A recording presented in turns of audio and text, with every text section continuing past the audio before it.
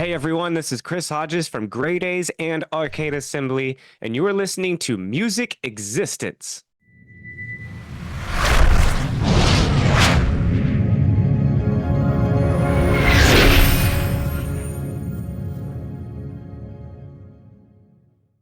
Welcome to another instance of Music Existence, where because of music, we exist. Today I have with me Cris Hodges, who is a Texan, a top-line specialist, the touring vocalist of the late great Chester Bennington's formative grunge band called Grey Daze, and now he's in a new collaborative project with Elias Soriano of the 90s nu metal band Nonpoint. Together they have a band called Arcade Assembly, and they have a new single out called Nothing's Real. But I'll tell you what is real, and it's my gratitude for having Cris Hodges on. Welcome, man. Thanks for being here. Buddy, I appreciate you so much. That was a great intro. I'm going to try to live up to all that. So, full disclosure, the last guest I have on here was also from Texas, but each and every one is unique depending on their upbringing. So what was your upbringing in Texas, and how did that sort of inform your music? Ooh. Well, so I was born in Dallas, Fort Worth, and I was born in the 80s, and so the 80s in Dallas, Fort Worth was a very Christian conservative kind of Bible Belt upbringing that I had. And I was brought up in a pretty strict home. And so surprisingly, I wasn't even allowed to listen to music until I was in my teens. So what I did, being the rebellious teenager that we all are, right? Or even preteen, is I was able to sneak music in. I had an older sister, and I would sneak music in that she had. So she had like Madonna, Michael Jackson, Boys to Men, Ace of Base, all that good stuff, you know, all the good pop. And so my first experience with music, with pop music, were those artists. And I really attached to, like, especially Michael Jackson, his ability he had such a range with his voice. He could go dirty. He's very rock and roll, actually. Yeah, he had a lot of rock stuff going on too. A lot of people don't realize, but yeah, that was his hidden talent, was rock. Yeah, dude, absolutely. Like, I think he was a rock star, not just a pop star. King of pop, yeah, for sure. But man, he had Dirty Diana, right? Dirty Diana. Dude. Yeah, and come on, you have a guitar solo, a rock guitar solo from Van Halen. Yeah. In one of your most popular songs. Come on, you're a rock star. He is. He had that rock voice. Yeah, he did. Absolutely. And so that's how I was introduced to music. And so that's basically what it was like growing up in my household in Texas. And what prompted the move to LA eventually? Where was your headspace at that point? Yeah, so I was kind of a failing musician in Dallas. This is at the point of time when I started playing out live. I was about 16, 17 years old, and we had this area in Dallas called Deep Ellum. And Deep Ellum would be the place where all the bands break out. So Drowning Pool came from Deep Ellum. That was the scene, right? Yeah, that was the scene. Pantera was huge in Deep Ellum. Like, there were so many bands and artists that came out of Deep Ellum. And when I hit the scene, 15, 16, 17 years old, Deep Ellum started disappearing. It started just becoming condos and apartments. And so I was hitting the tail end of the Deep Ellum success, and my band just didn't work out. Like, we tried, but what was the band name? It was called In Trust. Don't look it up. It's not great. Oh man, they're not even on Discogs. They don't have an old tape. Like, In Trust with an I. INTRUST. You know me, I'm the music man. I'll definitely like You can it. go, yeah, you can go check it out. I'm just giving you the disclaimer. It's not like the music is cool. Is it like more like demo-ish?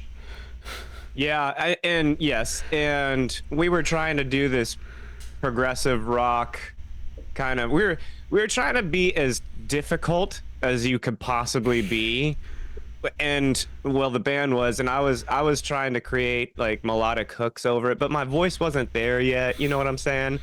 Like Yeah, I hadn't fully matured into a full singer yet, and I just didn't have any success. I wasn't having success in Dallas.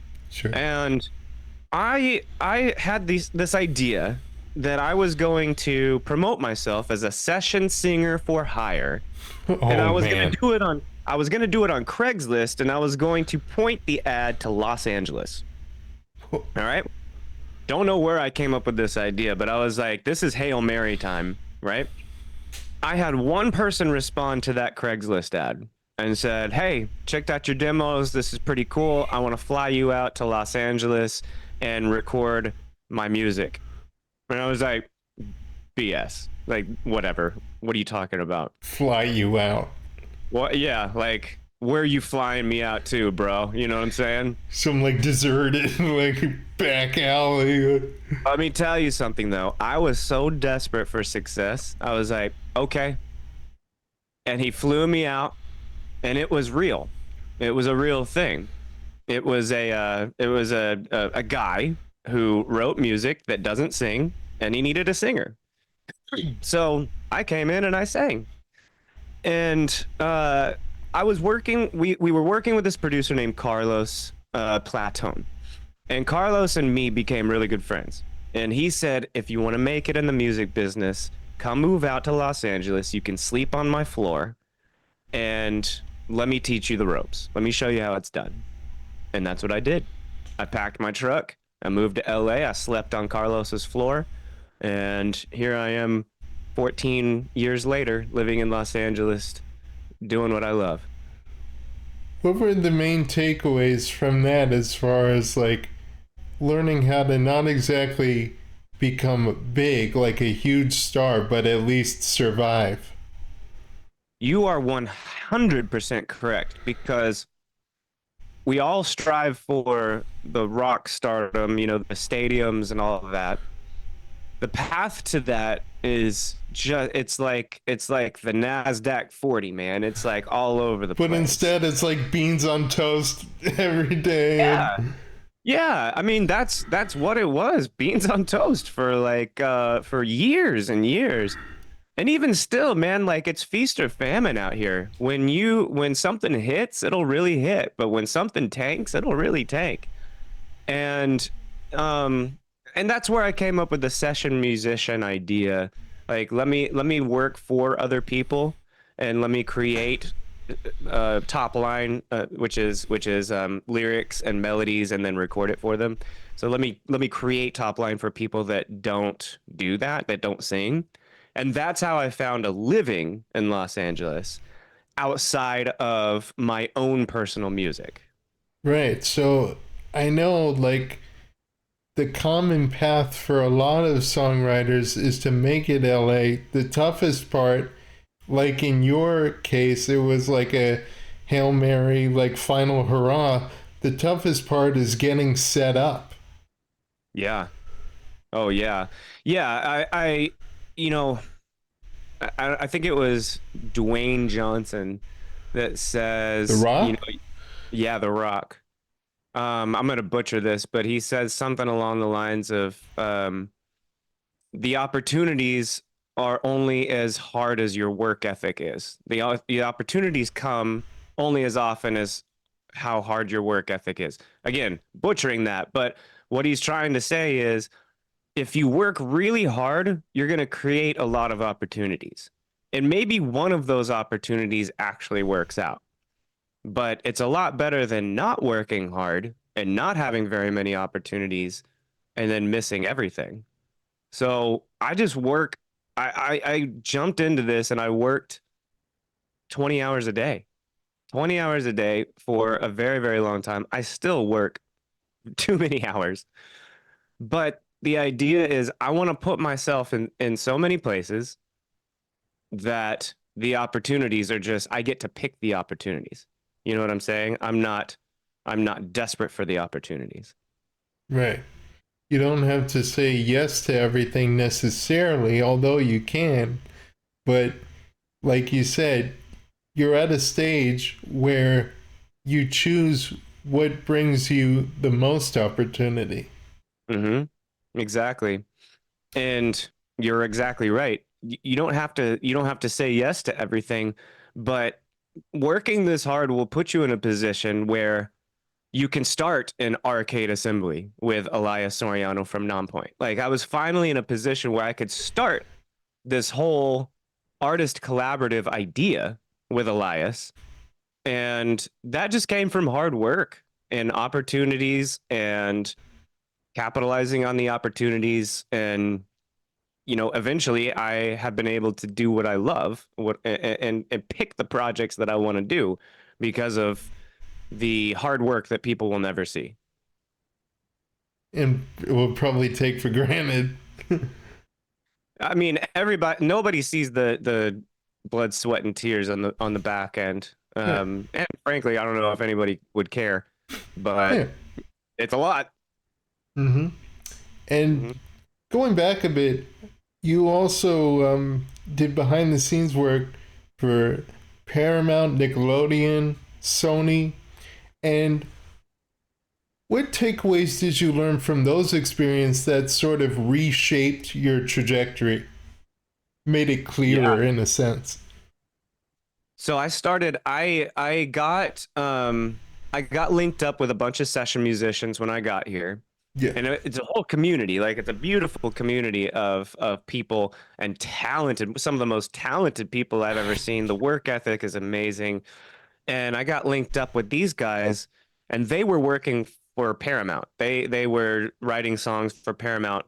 And what Paramount needed at the time was they needed a singer that could sound alike. They could sound like Foo Fighters or The Weeknd, or redoing the theme song for what was it? Like Baywatch. Foo Fighters, if you don't have the rights to Foo Fighters. Exactly. You're exactly right. That's what Paramount started doing. They said, well, we want a Foo Fighters sounding song, but we don't want to pay Foo Fighters.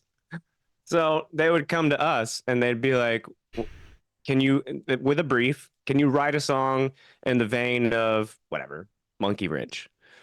And I would have to go and listen to Dave Grohl and feel his cadence. I'd hop in my studio and I'd work on his inflections and nuances. And then I'd go in and I'd record my session musician friends would record a Foo Fighters like song, and then I would record a Dave Grohl like vocal. And that's what we started doing for Paramount and Sony and all those guys. So to answer your question, I had to learn a lot of versatility and flexibility within my own voice. And I found lots of different nuances within my voice that I didn't know that I had. I just had to work on them. And I think that helped me become a better singer in the grand scheme of things. It's like school. You're just chiseling away at, you're making this thing stronger. And I think that really helped me in my professional singing career do what I'm doing now. Back in 2022, you had an album out. It's called Black Hole Magic. It really speaks to your versatility, man, because you do have songs where you're like more on the pop side, more on the hip hop side, but then you get into this kind of gritty, grungy feel that kind of throws people by surprise. So how did you come into that as far as like exercising that versatility? That was a product of my upbringing, and it was the first time that I had done a solo album before. And so, going back to my upbringing, it was Michael Jackson, Madonna, it was all pop. And then I was starting to sneak in music like Marilyn Manson, like Korn, like Rage Against the Machine, Like all the new metal and stuff, right? all the new metal stuff. And so my library of music was just so all over the place and so strange because of the hindrances that I had growing up in the Christian conservative home, that I just had this really strange influence of pop and new metal. And I don't know, in 2020, when the world blew up, I was just like, why not? I have a really good producer that I'm working with. I got really good live musicians that I have. Let's put together this crazy melting pot, non-genre specific kind of music that I like. And that's what happened. The Black Hole Magic is what happened. And it actually did fairly well for being an independent release. Last year, you joined up with Grey Daze as their touring vocalist. As you know, that is Chester Bennington's band, the late vocalist of Linkin Park. And I feel that part of his vision was to kind of get back to his roots as a grunge singer, you know, joining Stone Temple Pilots. And it was his initiative to reunite Grey Daze. That was his grunge band that he had back in the early 90s. And how did you feel kind of revisiting that back catalog and really like coming into form in that way? So Chester was he was reuniting with Grey Daze in 2017. His Right. first rehearsal with the boys was supposed to be, it was 2 days it was 2 days prior to his death. And so this was devastating on multiple levels for the Grey Daze fans. And I did not know who Grey Daze was back in 2017. I was introduced to Grey Daze in 2020 They when go the men's way back. way yeah, back. dude, they do. And because I performed with I have been performing with a Linkin Park tribute band out here in Los Angeles, and we get to kind of tour the world and pay our respects. And I guess Sean Dowdell caught on to that, what I was doing with the Linkin Park tribute band, and I end up meeting Sean, who's the drummer of Grey Daze, in Los Angeles in 2020, and we just kind of stayed friends, for a few years. And I got the call in I guess it was late 2022. I got the call from Sean. He said, "Fly out. Let's hop in the studio and let's see what happens." And so I flew out. I met the guys, and we got in the studio, and it felt really cool. It felt amazing. I was already familiar with Chester's voice from doing LP. And so our first show was in 2023 at UFest in Phoenix, Arizona, in front of 15,000 people, Right. which was a little scary. But listen, the whole idea behind joining up with Grey Daze was to celebrate Chester, celebrate the music that was already created, and that's what we set out to do. And I think we did a fairly good job. That was awesome, man. And I think the guys from the old days would be proud because you do have that tonality. And again, like being familiar with like their sound. I mean, they did like a redo of like one of their first singles that again they put out back in the early 90s, and it was more of a funk metal thing, but they did it more of a Linkin Park style. And that, like B12, you talking about B12? yeah, that was my again, that initiative to go back and sort of say like, oh, okay, this is where he came from. Right.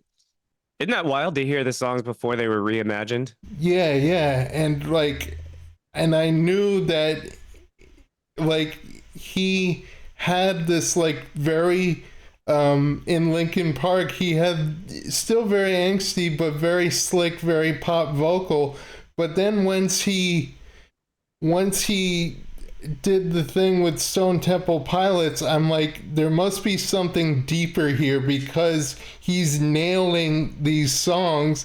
And then you go back to his previous band, and like he's like full on grunge. Like his hair is long, his tone is like not Linkin Park. It's much more raw. It's like it's unbelievable, man.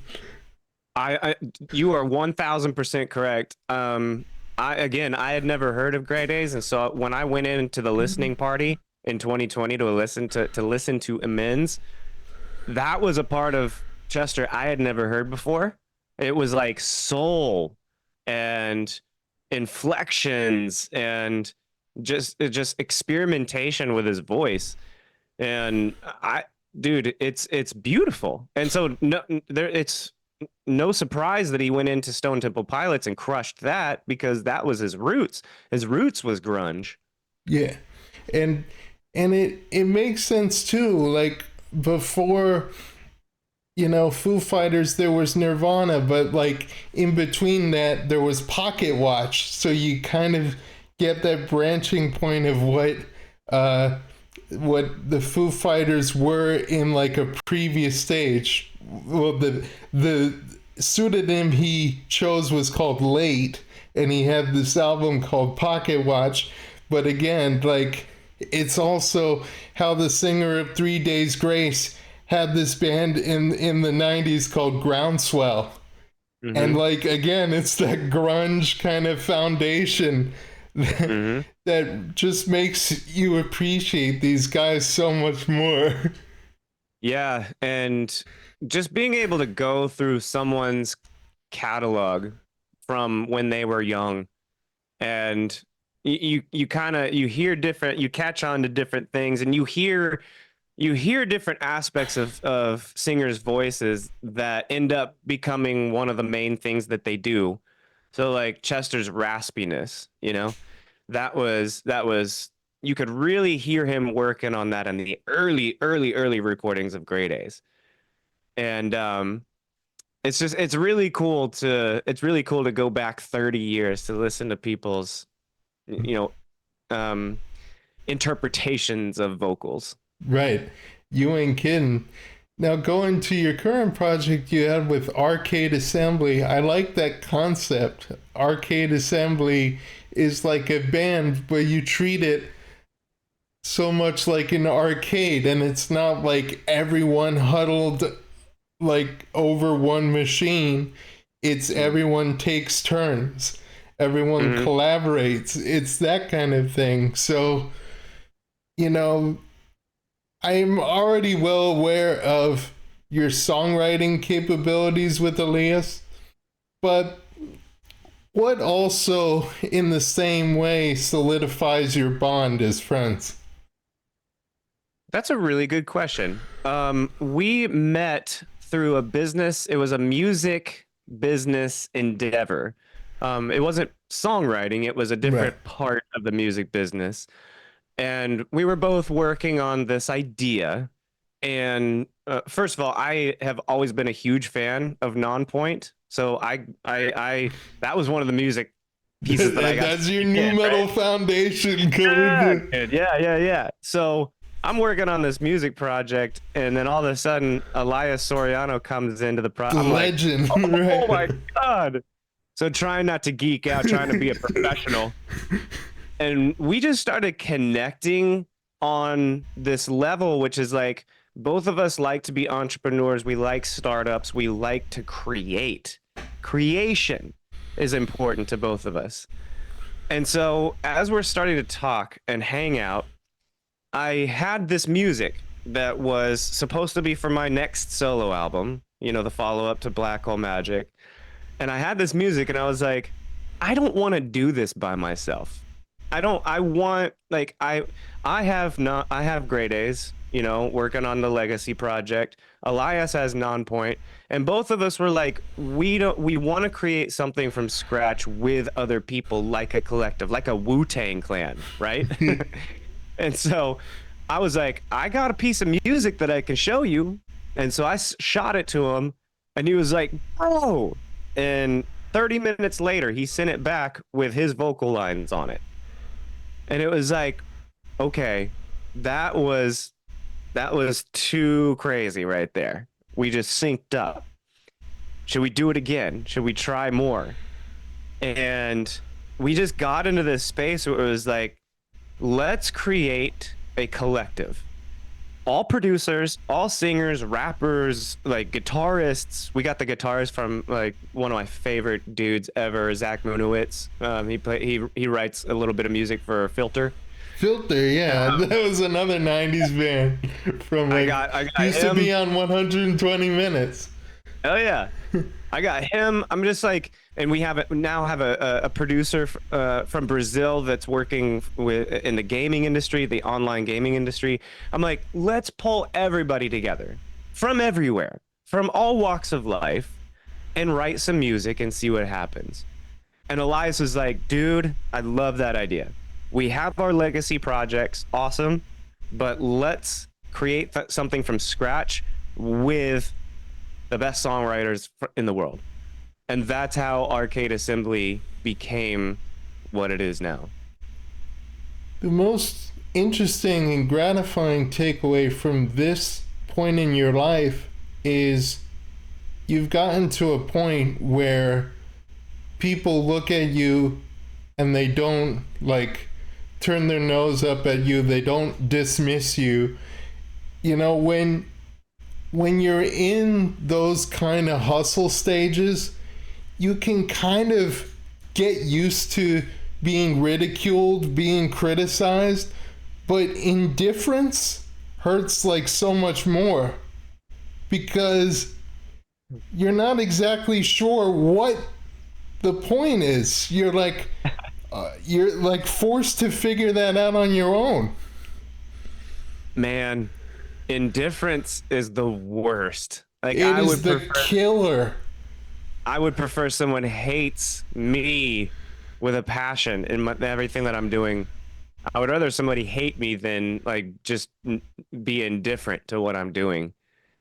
That's a really good point. I create just, we're creating just the wildest styles. Even after Nothing's Real, like the singles that we have coming up are gonna be, some are gonna be like Nothing's Real. Some of them are not gonna be anything like it, not even close to the genre. And I'm like, I would rather someone hate this than be indifferent toward it. Yeah, because indifference, it's like you get all these like nonsense, like trolly kind of comments, and you're like that's it. Like, what the hell? It's almost like their very own like spam page, and it like gets in the way, and you're just like, I'm just trying to create. So it's so much more, like I said, gratifying to have people in your life that you can not only collaborate but call like friends, like genuine friends. Yeah, and I think that was this idea was bigger than us, and that's really what we wanted, was a friendship, a friendship first and foremost. Yeah, amongst us and amongst the fans that decide to hop on this ride with us.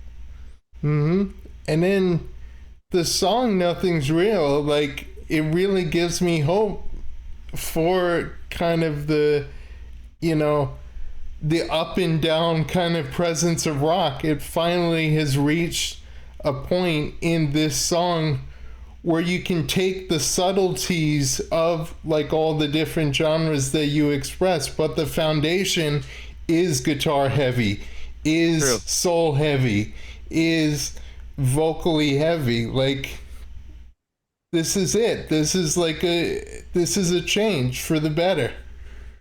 Yeah, I mean, it's clearly a rock song, and we're both from the rock industry, and Elias is 30 years deep into writing rock music, and I wanted to add just enough other elements from genres outside of rock as the first entrance, as the first introduction.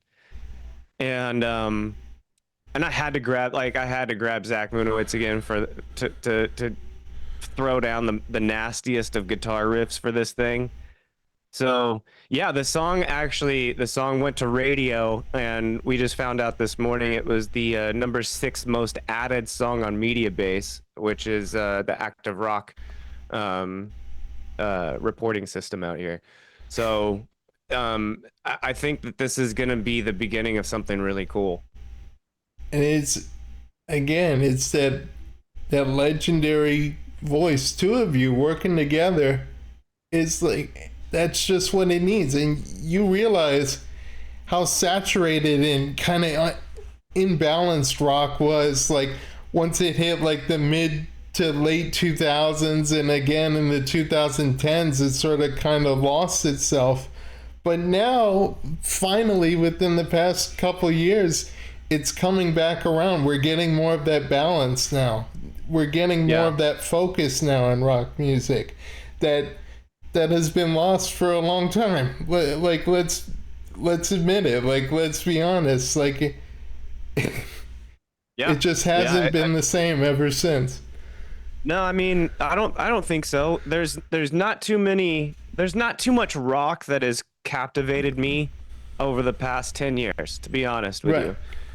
And I think that's why I started checking out what's going on the pop side, what's going on in EDM, what's going on, in these different genres, country.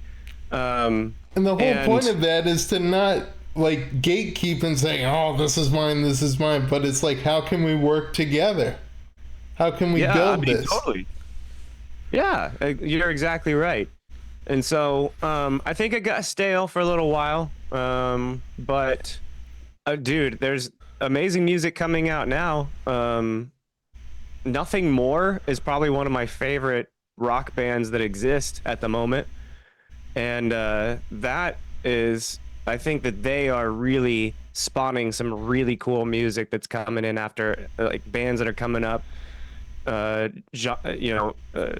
just music that's coming up because of their inspiration. So I'm hopeful for the rock industry and its future. Mm-hmm.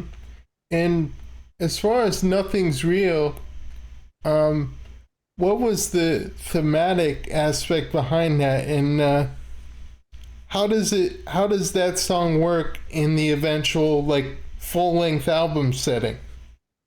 Mm-hmm. That song was written, it was supposed to be part of the solo record, and I'll give you a little background on what happened.